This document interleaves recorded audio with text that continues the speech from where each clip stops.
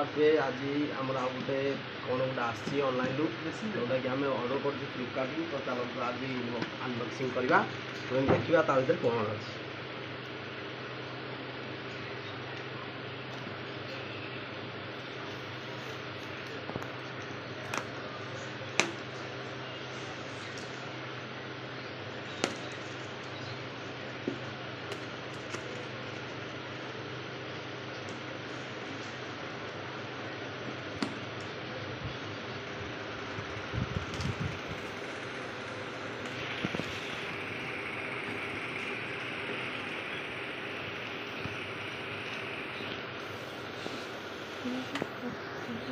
खजाना मिलती खजाना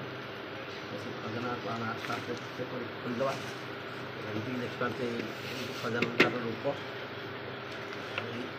खजाना भितर पुणी खजाना छोट खजाना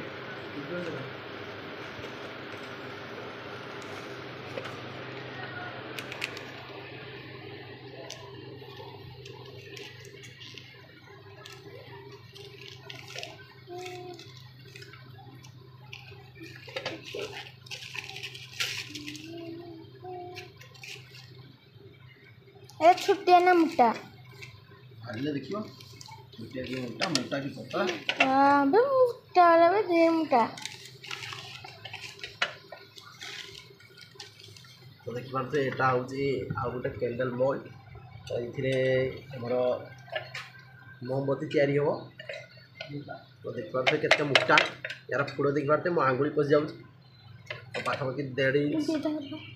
एटा मिनिमम पाखापाखि 15 सेंटीमीटर हो